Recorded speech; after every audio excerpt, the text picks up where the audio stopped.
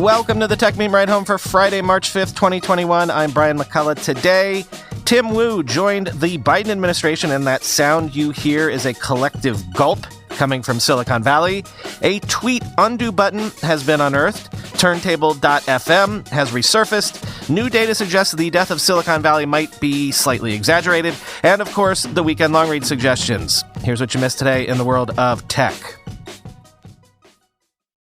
I've said before that Tim Wu has been one of the most influential people in terms of shaping how I think about tech, both its history and its economics and its culture. But beyond that, he's also been known for years now as being a big proponent of various antitrust ideas relating to the tech industry. He literally coined the term net neutrality, so regulation, antitrust, all that stuff has been on his plate for years. And thus, eyebrows are being raised, no doubt, in the highest levels of the tech oligarchy today by the news that Tim Wu is joining the National Economic Council as a special assistant to President Biden for tech and competition policy, quoting the New York Times. The appointment of Mr. Wu, 48, who is widely supported by progressive Democrats and anti-monopoly groups, suggests that the administration plans to take on the size and influence of companies like Amazon, Apple, Facebook, and Google, including working with Congress on legislation to strengthen antitrust laws. During his campaign, Mr. Biden said he would be open to breaking up tech companies. Mr. Wu has warned about the consequences of too much power in the hands of a few companies and said the nation's economy resembled the Gilded Age of the late 1800s. Extreme economic concentration yields gross inequality and material suffering, feeding the appetite for nationalistic and extremist leadership. Mr. Wu wrote in his 2018 book, The Curse of Bigness, Antitrust in the New Gilded Age. Most visible in our daily lives is the great power of the tech platforms, especially Google, Facebook, and Amazon, he added. His role, with a focus on competition policy, will be a new one in the National Economic Council. Mr. Wu will also focus on competition in labor policy, such as non-compete clauses enforced by companies and concentration in power in agriculture and the drug industry. The job does not require Senate approval. Mr. Wu is best known for advocacy against powerful telecom companies and for coining the term net neutrality, the regulatory philosophy that consumers should get equal access to all content on the internet. More recently, he has turned his attention to the gatekeepers like Facebook, Google, and Amazon that dominate speech, search, and retail online, end quote. As many have said on Twitter this morning, I think we just got our biggest indication yet about how the new administration might be thinking about tech and antitrust. Some big news broken today by one of your fellow listeners to this very podcast. Jane Manchun Wong, hello Jane, unearthed an undo feature that Twitter is apparently working on. People have long asked Twitter for the ability to edit tweets. This is not that, but it does look like a mechanism for folks to really consider if they want to put that tweet out into the world. In other words, this looks like an undo feature that has sort of a ticking countdown tied to it, quoting The Verge. A potential animation for Twitter's long-rumored undo send feature has been discovered by app researcher Jane Manchun Wong, giving us our best look yet at how it might work. The interface shows Twitter's familiar "Your tweet was sent" dialog above a new undo button. The undo button doubles as a progress bar, which appears to show you how long you have to undo a tweet before it gets sent. Gmail offers a similar option for emails, where it provides a short window to stop messages from being sent after clicking the send button. Undo Send has been a rumored part of a paid Twitter subscription tier after it was first mentioned in a user survey last year. It might not be the edit button that Twitter users have been requesting forever, and which will probably never happen, but it would still offer users the ability to quickly stop a tweet from posting if they spot a last-second typo or bad take. Jane Manchun Wong is an app researcher who digs through code to find unreleased and unannounced features. Last year, she was among the first to spot Twitter's Birdwatch initiative to allow users to root out misinformation on its service, and she also spotted Twitter's overhaul of its verification system prior to its official announcement, end quote. This probably makes sense in a world where suddenly audio rooms are all the rage. Turntable.fm has relaunched. with involvement from its founder, and also a new site, turntable.org, is expected to launch into beta in April with a subscription fee, quoting The Verge. It's rare that apps come back from the dead, but it seems like that may be what's happening with turntable.fm, a site that lets users create their own radio stations and DJ sets with music they curated before it got shuttered in 2013. Even rarer, it seems like there are two versions involved in the revival. The original turntable.fm site is back up and running with the involvement of its original founder, Billy Chasen, but there's also turntable.org, which will reportedly be launched in beta this April. The two sites seem to be taking different directions. Turntable.org, the new version, mentions there will be a subscription fee, perhaps not a bad idea given the fate of the first version, while the original seems to be largely unchanged from the one that was shut down in 2013. While the original founder has confirmed he's involved in the .fm version, the .org version also has OGs working on it. The Our Team section mentions an original Turntable founding member, as well as the artist who designed the original avatars in 2011. The original app and the current Turntable FM lets you create a virtual room, then select what music you want to play for anyone listening. At the moment, the song selection seems to be limited to what's available on YouTube, so you probably won't be able to sneakily slide in your own mixtape. There appears to be a SoundCloud integration that's not yet working. Turntable.fm shut down in 2013 after a drawn-out fight for survival that we watched closely, hoping that the app would make it. Every piece of news since then seemed to point to it never coming back, but today the site popped up again asking for a password to gain access. To get access to the password, the site requests that you send an email including your favorite song. It says it'll let you in if it's a good song, so there go my chances, end quote.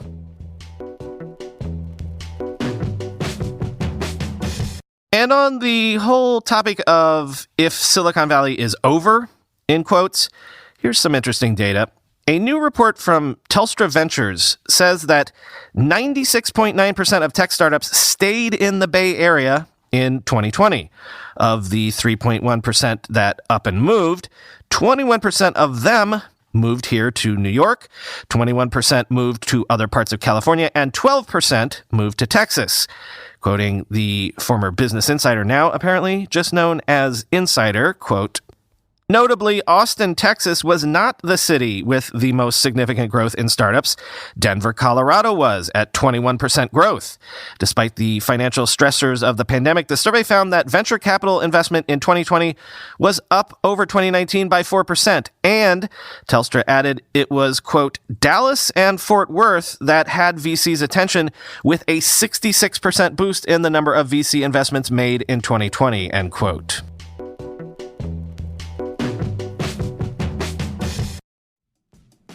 I am not in any way making this up. I used my monthly Audible credit just this morning to download The Habsburgs to Rule the World by Martin Ratty.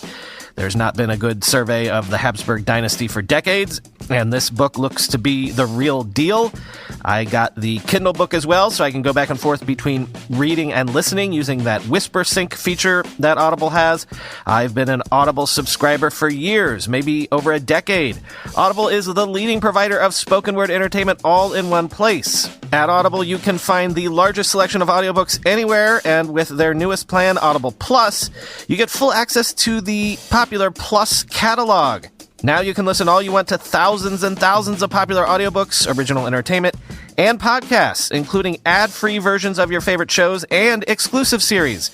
You'll also find guided fitness, meditation, and sleep tracks for better rest, all available to download and stream so you can listen anywhere on any device. Listeners to this show can try out Audible Plus for free for 30 days. Just go to audible.com/techmeme or text techmeme to 500-500 to try this out. Audible.com/techmeme or text techmeme to 500-500. With so many recent data breaches and account compromises, we're all focused on protecting our personal information at the moment. But what if a medical emergency happens? Safeguard your health and your finances with an Air Medcare Network membership. In the event of an emergency, an Air Medcare Network membership can provide you or a family member with medical air transport to the nearest appropriate hospital. And best of all, members never need to worry about out-of-pocket costs. Secure protection and financial peace of mind for your entire household by joining Air Medcare Network today. Memberships cost as low as $65 a year and cover 38 states. Right now, as a Tech Meme Ride Home listener, you'll get up to a $50 e-gift card with a new membership. Simply visit airmedcarenetwork.com/tech and use offer code TECH. That's airmedcarenetwork.com/tech, offer code TECH. You know how sometimes on the address labels you can suss out how long you've been subscribing to a given magazine? Well, it looks like I've been a New Yorker subscriber since 1999, which sounds about right. That's the year I graduated college. That's the year I founded my first company.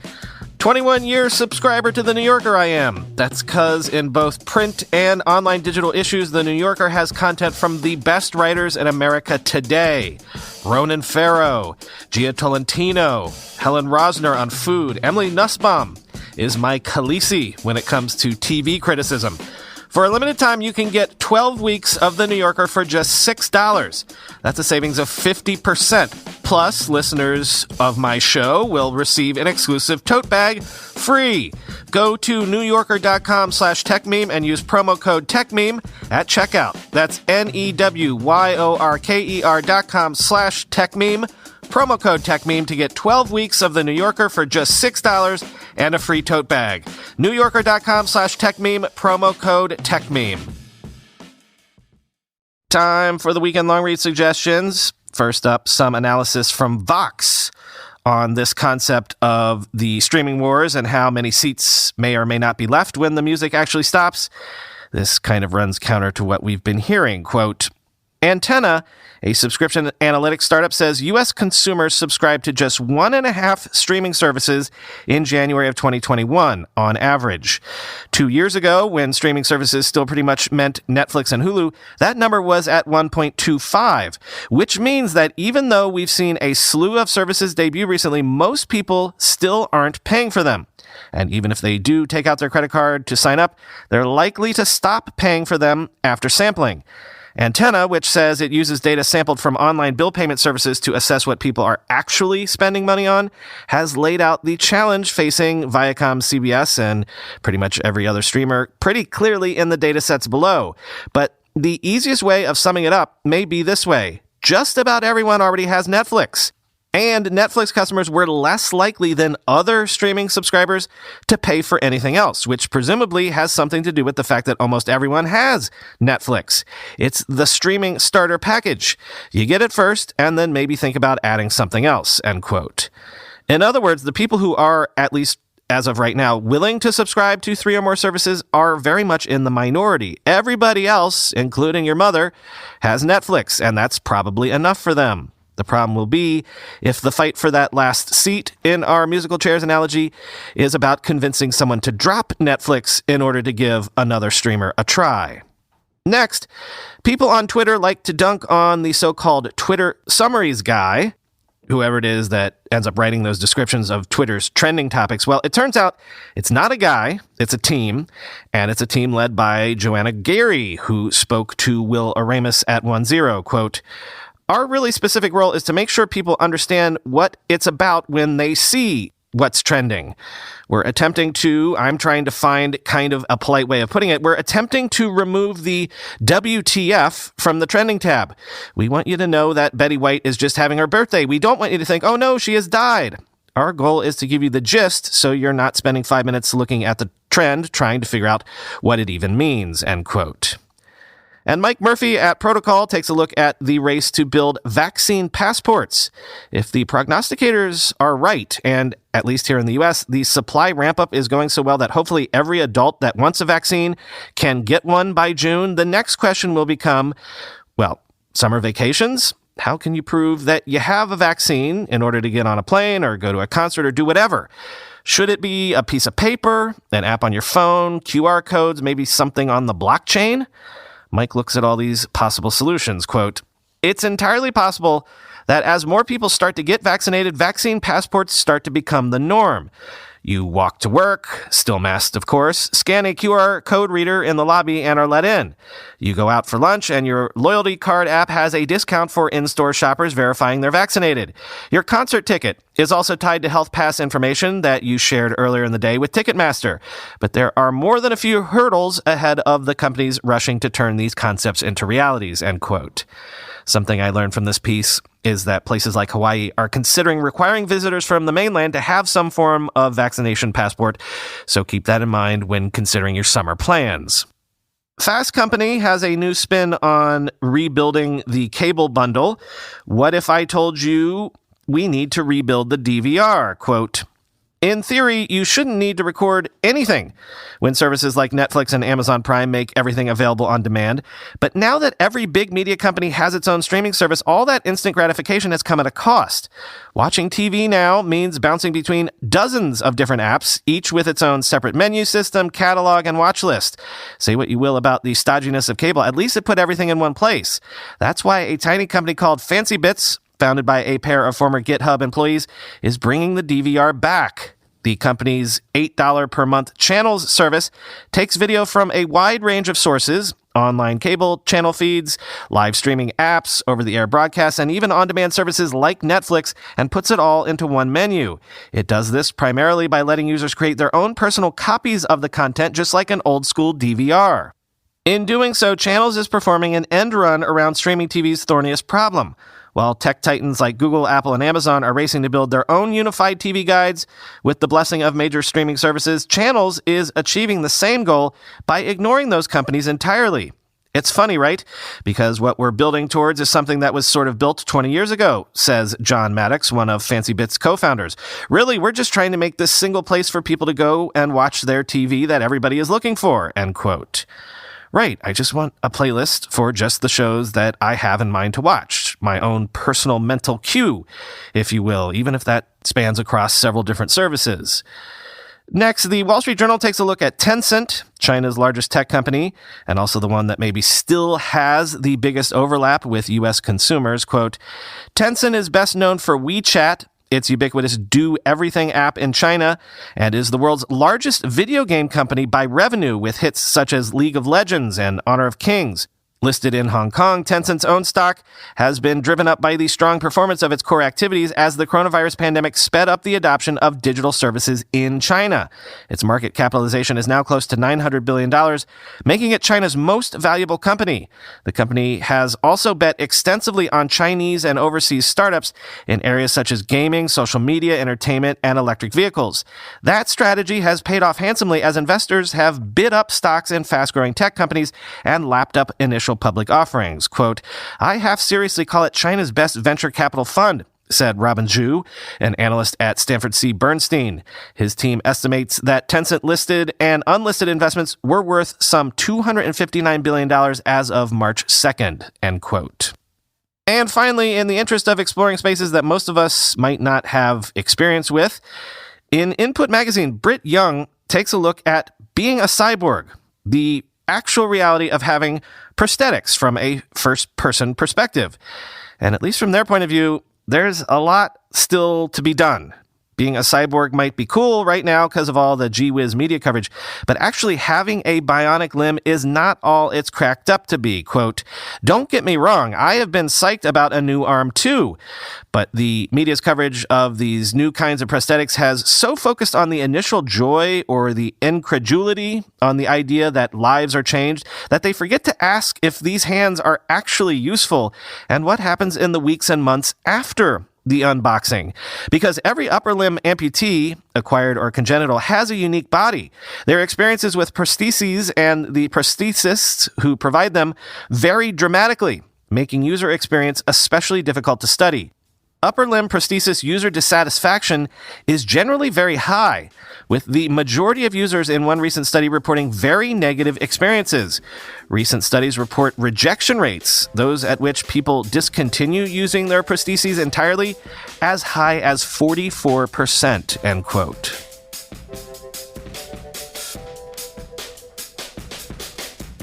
A whole bunch of housekeeping items to mention for you today. First, I got access to Twitter Spaces last night and was able to run a test room. yes, we are able to get our audio in there, so the next room experiment we do will probably be on Spaces, not on Clubhouse, which means, in theory, everyone should be able to participate. I'll give you plenty of warning before we try it, but it might not be for a week because Chris, I believe, is going to be busy for most of next week. And next, we have one weekend bonus episode this weekend available to everyone. It's the much-needed explainer/educator episode on NFTs with Brady Dale from CoinDesk. Brady has been covering NFTs since the very beginning, so probably no one better to make it all accessible to us. No, there is not going to be a Ride Home Plus exclusive episode this weekend, though, because I'm still writing the Elon Musk stuff, and also I just need a bit of a break. But it's coming. More exclusive Ride Home Plus content is always coming. It's just a matter of getting it through the production pipeline. And finally, I did want to make note of the fact that today is the 3rd anniversary of this podcast. It's our birthday.